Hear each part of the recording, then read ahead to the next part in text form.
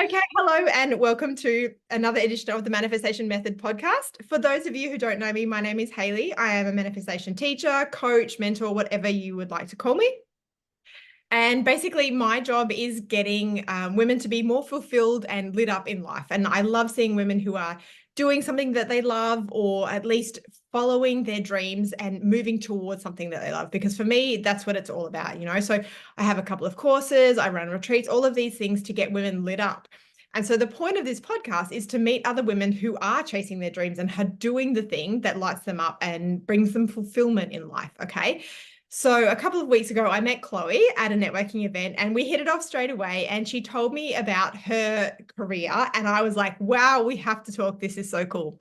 So, Chloe, I'm going to get you to introduce yourself in a second, but you are a pleasure and intimacy coach. And I find that fascinating because I can't imagine that there's lots of people who grow up and say, when I grow up, I want to be a pleasure and intimacy coach. Usually it's, the standard firefighter or policeman or whatever when you're a little kid. But the fact that you're doing something so, let's say, different than mainstream tells me that you really want to do it and that you're really putting yourself out there to make sure it's a success. Does that make sense? So Totally. without further ado, I'm going to hand over to Chloe. You want to introduce yourself and say hi and just give us a little bit of a background about who you are and what you do.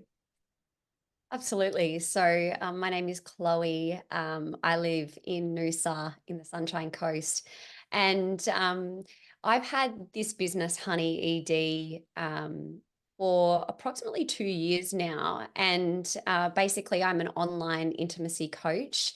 And I work with women who come to me with challenges, whether it be shame or body confidence challenges or intimacy issues. And often I'll work with women that are struggling with low libido. And I think that's because of there's a certain age, I think when we get to around like late 30s, early 40s, and even mid 40s, we kind of go through this period in our lives where we might be challenged with some hormonal changes or things that change in our lives. And that might be children, or all sorts of relationship changes that happen. And I think women feel quite alone when they're going through these situations. So for me, being a guide and a support for women and normalizing these challenges and difficulties that we face is a really, really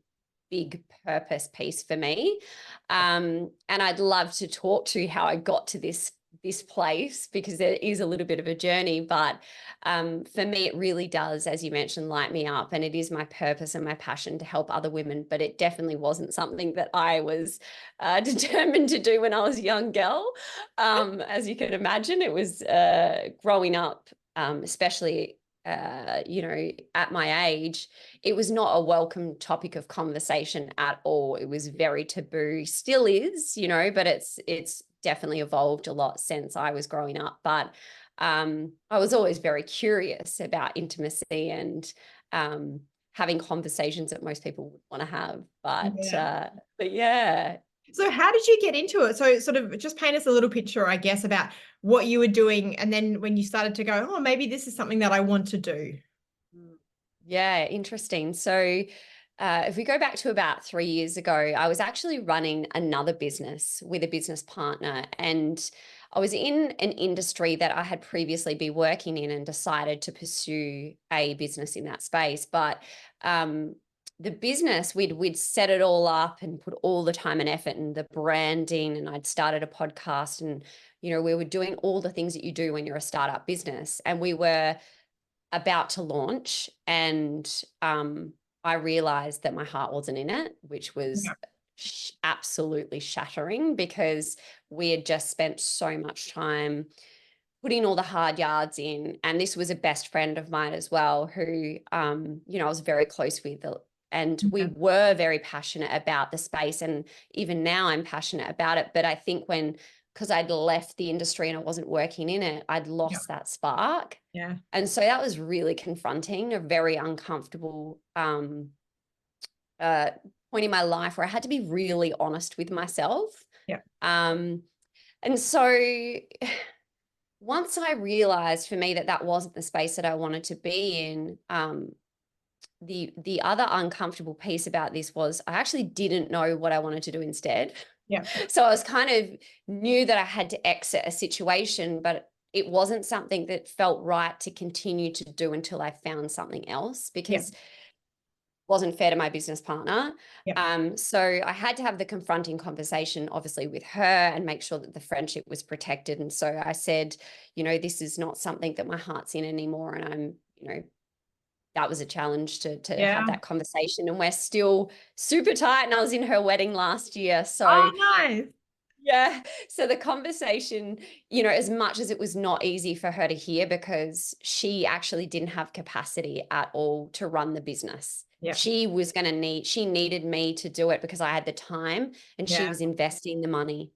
Yeah. So it was one of those things where she was challenged to hear it, but obviously it was the best outcome anyway. So after that point, when I exited that business, I then had to essentially take on another role or position while I was working out what it is that I really wanted to do. And my fiance at the time was running a business mentoring company, business where he was supporting business owners to up level and scale and become freedom businesses. And for me, I had always been interested in business, so there was an opportunity for me to work in that business, which was great, but also realizing that wasn't necessarily my passion. So for about a year, I was on a bit of a discovery of what the hell was my passion and my purpose. And it was very, very uncomfortable, I'll be honest, because, I'm like a go-getter. I want to know what I need to do. And I'm like, go and get it. And so I had to just sit in it and just sit in that space of not knowing and being really freaking uncomfortable, not knowing what my purpose was. And I think for me, that within itself taught me a lot of patience and to hold space for myself to not know, because I don't think we do that a lot, where we're just like in the no man's land, and the no man's land is what creates so much discomfort. So I was just sitting in that no man's land and, obviously had made a tough decision, but didn't really know what the future held. So it took for me, and this is where I think the manifestation piece came in, is that I really needed to intentionally block out time to explore my passions and what brought me pleasure, and getting to know myself on a level that I'd never known myself before, and just sitting in it, meditating, visualizing what that actually looked like. What is the career of my dreams? If, money wasn't an object and I could do anything I wanted to do, what would that actually be? Well, that's awesome. I love that. And I totally agree that space, that limbo, is uncomfortable. And I think people rush through that because they don't like the discomfort, right? So then if you can't sit with that discomfort, you need to sit with that discomfort to get to the other side, because if you rush through it, you're going to have to come back to it at some point, And I feel like there's a lot of correlations with what you do and with what I do, in terms of you're helping women to find pleasure and what they want, and I'm helping women to find what they want in a different area. And I think it's so important to actually start to listen to what you want. I made some notes, in terms of listening to what your body wants and listening to what you intuitively like and don't like. That all happens in that space of discomfort, and we need to be comfortable with the discomfort. So I'm stoked to hear that you spent some time in that, because a lot of women do rush through it and they're like, this feels gross, this feels icky, I want to just move past it. But you can't just move past it. That's part of the process, Yeah, I agree 100% with you. It's absolutely sitting in that discomfort. And, I love that you mentioned before that it's very similar, because when we hear pleasure, I think most of us think of intimacy and our sensuality and sexuality. But the beautiful part about what I do and what I'm really passionate about is bringing pleasure to all aspects of our life. It's not just intimacy. And that's what people start to realize, is when we give ourselves permission to feel pleasure in all aspects of our life, the intimacy no longer becomes an issue or a problem or a challenge, because we're giving ourselves permission to feel pleasure in general, Yes. not just in the bedroom. And that was the discovery and the journey I needed to go on, and how I actually realized that pleasure was the catalyst for my career. And what I had to sit in was finding what actually brought me pleasure Yeah. in, in life. What Yeah. is it that I get really lit up talking about and connecting with people on and having conversations about that most Yeah. people wouldn't want to talk about? Yeah. So Yeah. But I think that's really important. Like, actually, how do I say this? Finding what you want to do that doesn't sort of wear you out and doesn't feel like work is so important, because you're going to be doing it forever, So I like to say to women, there's two ways you can go about it. You can find something that you love and do it as a job if that's what you want, or you can find something that you love, but it doesn't have to be a job. And when people try and make it a job and it doesn't work, that's when that burns you out or you get disenchanted or whatever it is. But finding something that you love and you can do as work is just like the ultimate, because you don't feel like you're going to be working anymore. You're actually walk into rooms and you have conversations about this stuff without even people asking you about it. You don't feel bored talking about your job. absolutely. And it's a really interesting point that you mentioned there, because prior to this whole space and even before this other business for me, my passion, I love health and wellness and that space. And when I was kind of like trying to work out what my purpose was, like going back 5 years ago, I studied holistic health coaching. And so I went on that journey of going, well, this is what I love. This is me. If people were to, describe me, they'd say, oh yeah, she's obsessed with health and wellness. So I went and studied that. And as I'd finished and I was thinking about working in the space, I went, no, I actually love it as a passion, but this is not a career. And I realized that whilst I was really passionate about it for myself, Yeah. for me to hold space for other people, like I was way too emotionally invested, and it wasn't going to light me up in the way that, yes, if people got good results and actually had improvements in their life, I was going to be really happy for them.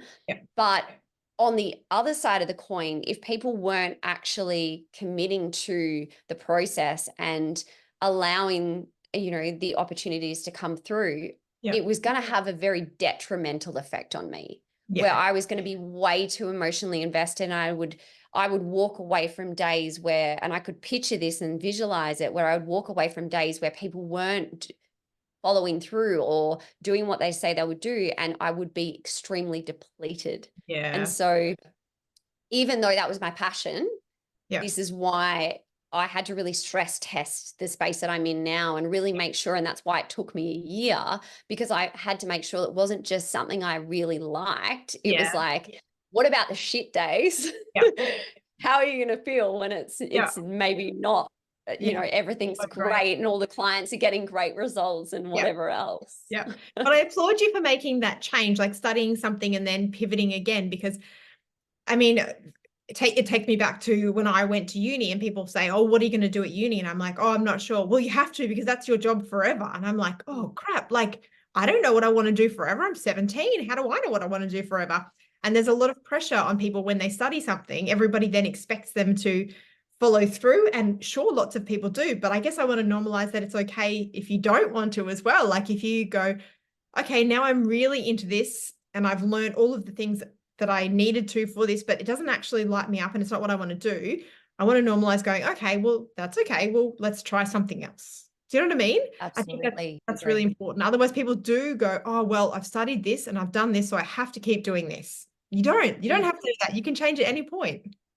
And that was the situation with the health coaching, but it was also the situation with this business, is that I was like, I told the world that I was going to start this business and all this everything was heading in the right direction, and then I went, holy shit, I haven't launched the business. And I realized very quickly that it was not the direction I wanted to go in, and that was really hard. And I'm sure you felt that with the uni and going to study and doing all these things and having to be true and honest and with yourself and realize, actually, oh, I got a lot out of it, Yeah. but It's not shit, what I this want is to. actually wrong for Yeah. me right now. Yeah.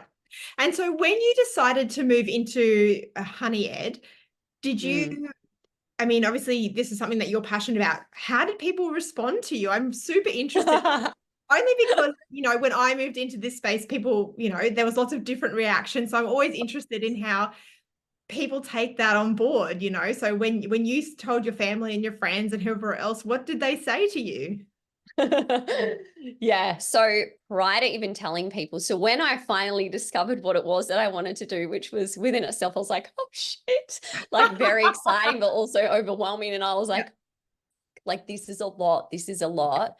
And then I realized very quickly that before I even started the business, I had work to do. So I had to release Okay. my stories around any shame, shame around sexuality, firstly. So I Yeah. had to move through my own stuff, which also happened through my studies as well, which was a great opportunity because Yeah. I was essentially learning about myself as I was learning how to support Yeah. clients. So it was a great process, but I realized very quickly that as a young girl, from society, from family, from friends, Yeah. there was a lot of shame that I was carrying as a woman around sexuality. Yeah. And I needed to shed a lot of that first. So once I realized that I was actually gaining some power within myself and accepting this aspect of me, Yeah. I was then able to start to give less shits about what other people would think. And I'm very much a people pleaser from childhood. Yeah. Like that's within me is like all about making sure everyone else is happy and don't want to ruffle feathers, even though I loved a taboo conversation and I was very curious as a child. It was like this conflicting thing where I'm like, I've got to be people pleaser, but I also I want to explore this curious part of myself as well. Yeah. So I then had to go, okay, so I had to really heal that people pleaser part in me in order to support other women and move through their shame as well. And so obviously I had to go on my own journey in order to then be able to share from a place of experience rather than just talking to people like I knew the information and here you go, learn it. Yeah. I had to go on my own journey to get there too. So Yeah. when I owned it Yeah. and was like, okay, here we go. This is my new career. This Let's is where jump I'm on the going. roller coaster and see how it goes. I'm like, this is going to go down like a lead balloon. And I really actually had, which is unlike me because I'm very much a glass half full person, I assumed the worst. So I thought, God, this is just going to be, people are going to judge me. People are going to think that this is, not ideal. Yeah. And look, don't get me wrong, there was judgment. And there probably still is that I don't even know about because, people don't always tell you, Yeah. but that there's stuff there. Yeah. Um, so definitely more curiosity. I Yeah. realized that people are really curious about the topic of sexuality, and a lot of people were leaning into it. Family, and I think again, it's coming back to this what they grew up with, and a lot of our, my parents didn't grow up with a space that was like, let's hold the space for us to talk about sex and intimacy and relationships. Like that just wasn't a thing. So parents can only do what they can do with the Yeah. tools that they have. And that definitely wasn't a space that was held openly for my parents growing up. So therefore, what did that mean for me? But yeah, look, my mum, I was a little bit worried about how she would take it. And I think she's still trying to adjust. I think it's more a business thing than anything else. Like what's coaching? Like, what do you mean? Mm. Like how, it's not a traditional job. Yeah. Yeah. Um, but yeah, it was more curiosity than anything Okay. else. Well, that's a positive. Like, I like to think about it like Absolutely. when we were in that room where we met, I was like, Mm. your career stands out among so many others that were there. I mean, to be fair, it was a very sort of business event with, men in Yeah. suits and, all that sort of. I was like, wow, how can you not be, attracted to someone who has a totally different career? I find it really fascinating. And I think curiosity is a great way to look at it. You know, it's a positive spin on it. And I do believe that whatever you think will happen is going to happen. So when you say, I think it's going to go down badly, maybe that's why some people were like, oh, okay. But it's just, for me, it's about trusting yourself and going, this is what I want to do and this is why I want to do it. And it doesn't matter. Like, I like to say, you know, your opinion is none of my business. What you think of me is nothing to do with me. I should worry about what I want to do, you know. And it is those people who don't worry about what other people do. They're the ones who shine, you know. They're the ones who do stand out, and people are like, oh, where do they get their confidence from, you know? And confidence is an inside job. So I think it's great that you had that curiosity and people were interested in what you were going to be doing. Yeah, absolutely. And, you know, that's the thing, is I've realized that every time that and this is an old patterning that even, you know, this happens still to this day, where you know, that little bit of people pleaser or worrying what others think, is what is really the only thing that holds me back. Yeah. And every time that I back myself and trust myself, I'm constantly rewarded. And you know, I might get a little woo-woo here, but like the universe literally rewards you when you actually step into your power and own it and accept that people not everyone's going to like you, and that's totally cool. That's fine. And people will judge you. Even you see some people who are in the spotlight that you come across as being the most kind and lovely people in the whole world. And they're still, you know, copying crap from people. So, it's just embracing yourself and being okay with not being liked or being okay with not being understood in some way, and just backing yourself. Yeah. Yeah. I totally agree. I mean, someone gave me the example the other day about Taylor Swift. You know, so many people love Taylor Swift, but not everyone does. And if you can be Taylor Swift and people still don't like you, okay, that gives the rest of us some hope. You know, not everybody is going to like us, and that's going to be okay. We're not supposed to be liked by everyone. That's the deal, you know? Totally. And the thing is, it's so funny because I'm doing a career that's like the most taboo, but yet there's this like, so it's like creating the most, you know, controversy. And then I'm a people pleaser. Like, it's just a weird, it's like this weird thing where I'm like, this is the ultimate test for me to be, you know, to really step into embracing something that goes against the grain. Exactly. And I feel like that's so true with people who start a business that they really want. They have to really step into their authentic self, you know? So I applaud you for that, because it can be hard. I shouldn't say it is hard. It can be hard, you know? Yeah.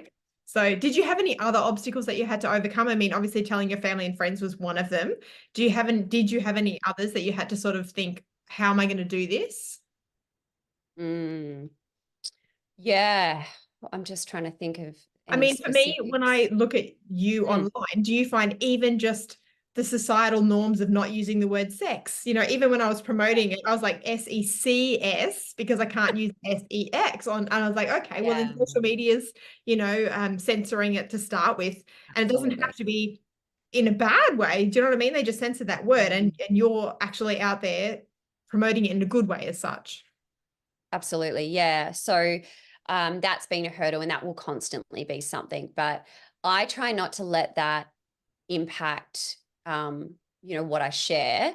I definitely am mindful of it, and I do steer to using the word intimacy, not just because of social media, but also because intimacy and connection with people, it goes beyond just standard sex. Intimacy is essentially way more important than just sex. And when I'm talking about sex, I mean intercourse, because there are different types. But what I'm all about is pleasure and intimacy, and that isn't just about in the bedroom, essentially. So definitely that censoring, and obviously overcoming other people's opinions and things like that. But also, you know, even you know, business grants, and you know, like you know, free mentoring services or things like that. It's not a career that is taken as seriously as other careers. So I've noticed that it is a little bit more difficult from a business perspective to, you know, and there's no category as such. It's kind of like you're essentially a life coach, and there's really no category specifically for it. But yeah, maybe from the challenges of like grants and things like that, it's not taken as a serious business at this stage, but I'd like to see that change. Do you think that, I think that that might change as time goes on, as let's say the older generation, the changing of the guard, the newer generation seems to be more open to talking about these things and seems to be more, I mean, maybe they're not going to go into so much detail, but they're way more open talking about it. Do you know what I mean? So I think that Absolutely. will change, but you're kind of maybe on the precipice of that change and having to make that happen. You're the one that's going to have to go out there and push for that. So Absolutely. Yeah, for sure. And I love seeing that the newer generations are coming through with more openness. yeah. But in saying that, just a fun little fact, well, more younger people are actually struggling with things like low libido Okay. because of social media, because of the distractions that we have in our day-to-day lives. So it's great that we're open with it. It's great that we're talking about it, but the challenges are actually becoming more prominent. So it's like finding that way of, okay, let's talk about it openly, but let's also find ways that we can come back to ourselves and overcome the challenges too. Yeah, I mean, I've heard that about let's say the younger generation. They've got lots of online friends, but maybe not so many in-person friends. It's the connection. That Yes. actual connection of having physical connection and going out and, I don't know, hanging out after school together, they're missing that. Dating, relationships, like, as you know, online dating now is a thing. And, I know a lot of people and friends of mine that are, late 30s, early 40s that are just like, what the hell is going on? It's such a disposable space, and and the people I work with, and we all just want connection. It's just connection has now been looked at differently. And what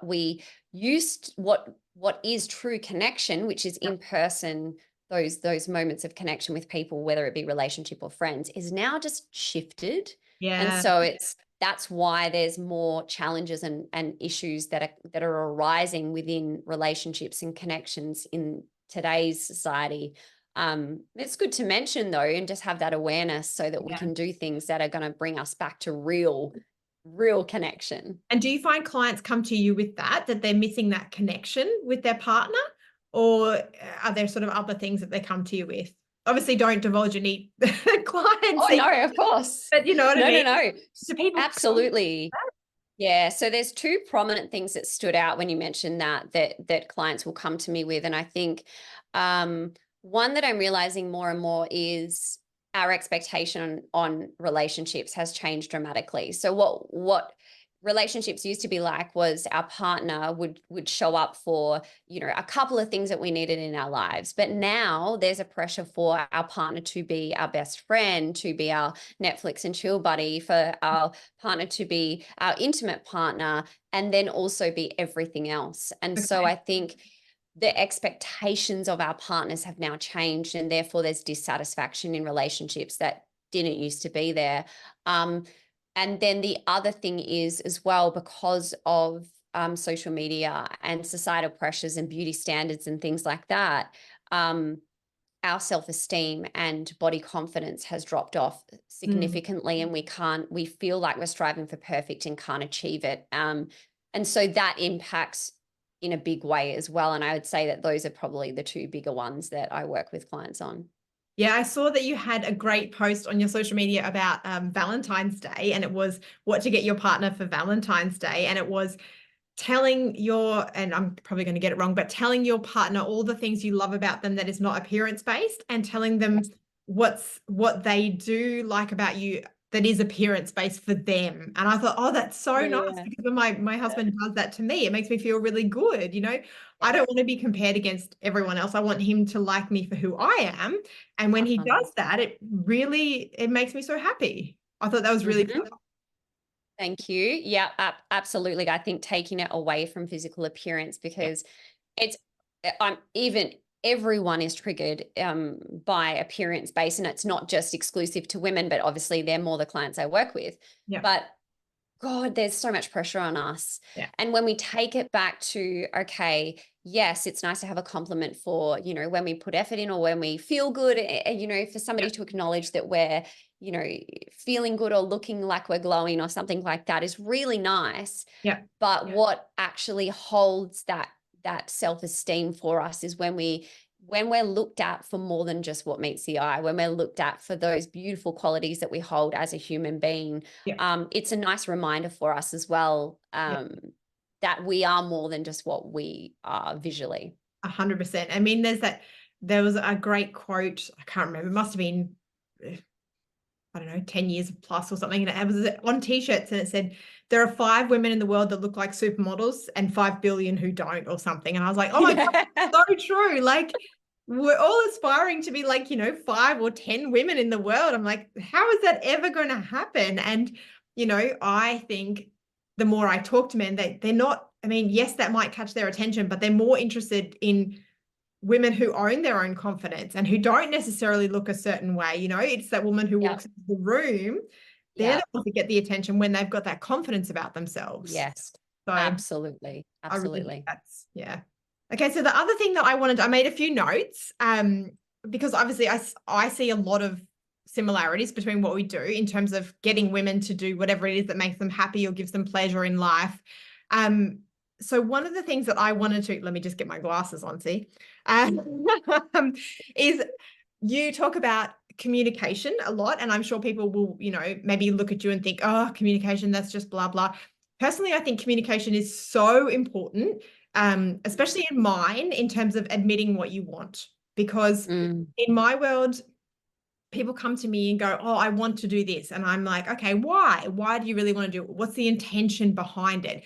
And often it's because somebody's told them that they should do this, or they've been told they're good at this, when actually what they really want to do, instead of being an accountant, they actually want to be an artist. And it's actually admitting that. And that's scary because then they have to go against what their parents have told them, or, you know what I mean? So I'm guessing it's probably quite similar in your world, where people might not want to admit that they're having a problem or that their relationship isn't working. And you say, you need to communicate A, with your own body, and B, with your partner, because they're not going to know unless you actually talk about it. Is that, would I be Absolutely. that's fairly similar? Mm-hmm.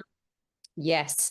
What I feel, and this is something that's come up for me, like in my life, and I'm sure in your life too, is that the communication, I keep going on about the communication, right? I get it. It's like a broken record. Yeah. But what I think needs to be addressed even more to that is I don't think it's the communication that people struggle with. I think it's the discomfort that they feel to communicate. Yeah. And I think we avoid that uncomfortable feeling in any way we possibly can. So I don't think it's communication that's always the problem. I think that even for me, like having difficult conversations or conversations that make you uncomfortable, like it's in our human nature to avoid that icky feeling or discomfort when you're having these conversations, or being honest with yourself about, oh shit, this is not the career for me. It's like, oh God, it's the discomfort that we're feeling in that moment, I think, more so. Yeah. I guess for me, it's normalizing that discomfort for people. Like when you said you sat in that year long of, oh my gosh, what am I going to do? That limbo.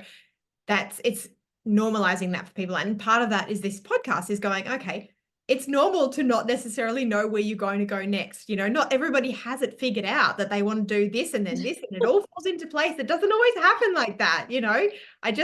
I want people to know that. And we see social media and we see everyone having it all. And, in my realm, it's, $10,000 months and $1 million years and blah, blah, blah. And I'm like, not everybody has that. And that's okay, because if you have that, maybe you have other things that are going on that we don't know about. And that's okay too, so it's just about showcasing that everybody doesn't always have it all together, and it's okay to say, actually, my relationship isn't going so well, or this is what I want to change in life. It's very normal, very important for us to normalize these things that aren't just portraying us as everything's great, everything's perfect. And what I've come to realize, because there are some friends of mine that I have very open conversations about my space with. And then there's some friends that I don't talk about it at all with. Well, Yeah. what I realized is it's actually a lot more common to never talk about these things with Yeah. friends. Yeah. And even when people share, are they really being honest? Yeah. Yeah. Well, Because we want to just appear like on social media and Instagram, we only post the good shit, right? And, yeah. whatever's on the highlight reel is what people see. But the truth is that a lot of the time people protect the negative or maybe I don't want to say negative, but protect the challenges and not be Yeah. forthcoming with their difficulties and this constant need to hide the non-perfect Yeah. things is actually perpetuating the issue because there's this drive for perfection all the time, Yeah. visually and also in relationships, and it's just not achievable.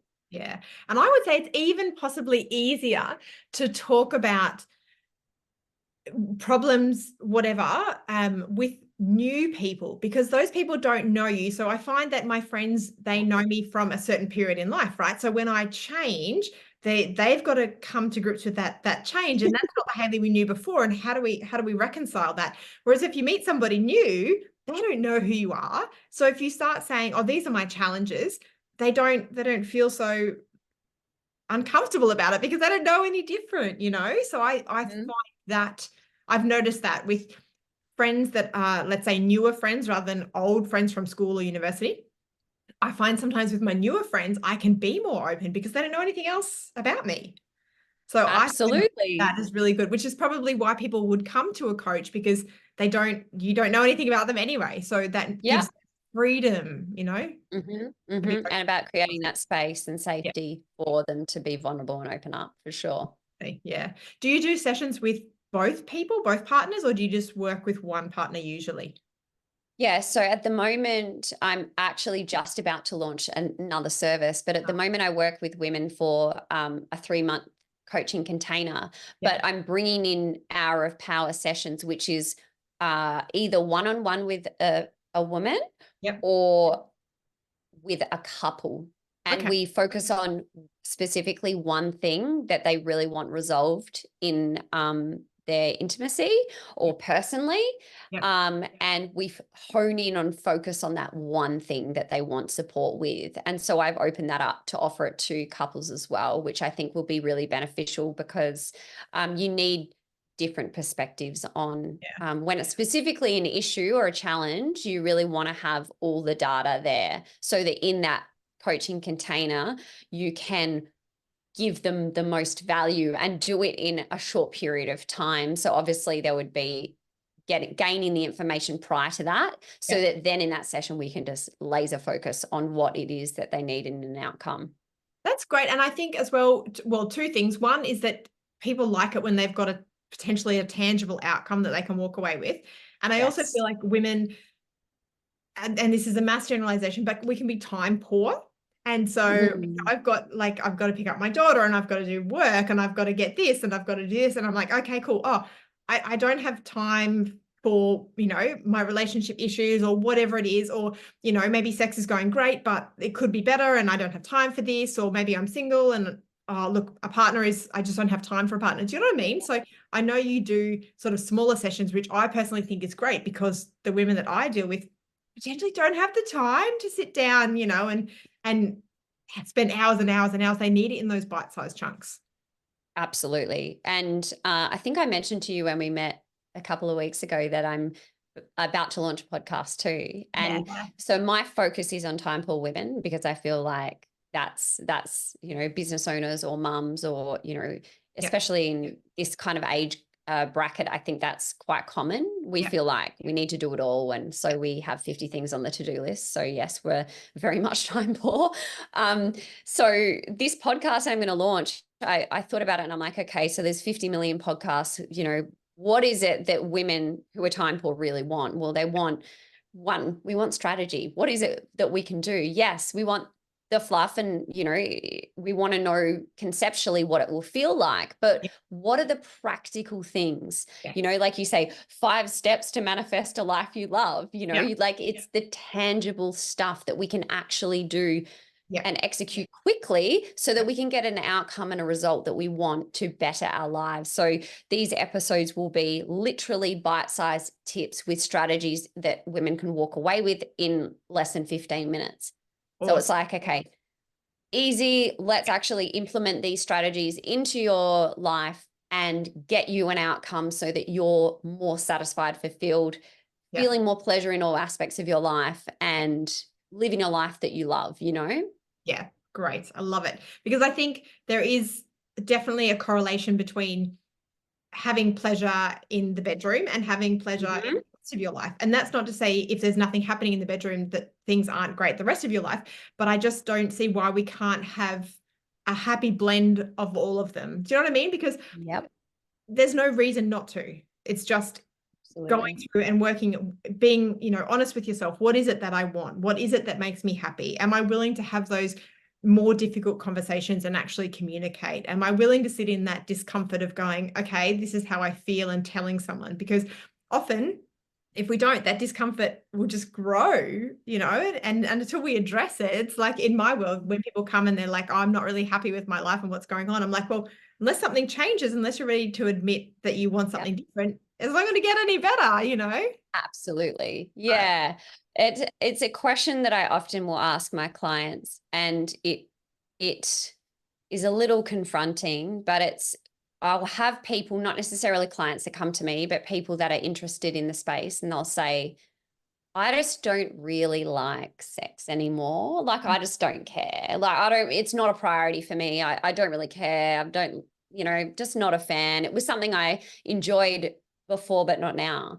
And I then will say back to them, so is it that you don't want to have sex anymore? Or is it that you don't want to have the sex that you're having? Because we all evolve and we grow, and we, as women, evolve very quickly.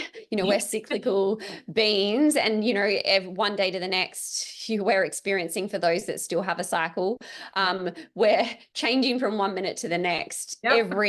Every day is something different. So what suited us in the early days of the relationship may not necessarily be fulfilling us anymore. And maybe it did bring us pleasure in the past, and maybe now it's not. And that's okay. Like, it's totally fine for us to go, oh, that's confronting to admit that maybe the things that I used to enjoy in the bedroom and in intimacy with my partner, and now I want a deeper level of it, or now I want something different, or now I just want to experience that pleasure that I used to feel in a different way, and just see what's there. And I think that's a really, amazing key to unlock pleasure in all aspects too, not just in the space of intimacy. I agree. Awesome. Well, I think that's all my notes that I had for you. Is there anything else that you wanted to share or, let everybody know about before we wrap it up? Yeah, absolutely. So if anyone's interested in the Hour of Power sessions, I do have a wait list, which you can access on my Instagram, I'll put all the details down in the video as official. well. Yeah, and maybe link to the wait list there. But also we're talking to the Time Poor women here. I also have a free guide that I'd love to offer the listeners, how to reignite your libido in less than 15 minutes a day. So it's a free guide that you can download. So if we could link that in as well, that'd be great. And then that's a nice little starting point just to implement, little 5-minute things here and there that you can start to see some, positive momentum and, more pleasure in your life. So it's like the snowball effect, once you start and it grows bigger and bigger. Yes. That's great. Yeah. Absolutely. Well, thank you so much for coming on the podcast. I really appreciate it. It's been such a great chat, and hopefully we'll get to do it again soon. Absolutely. Thank you for having me, Hayley. I really appreciate it. Thanks.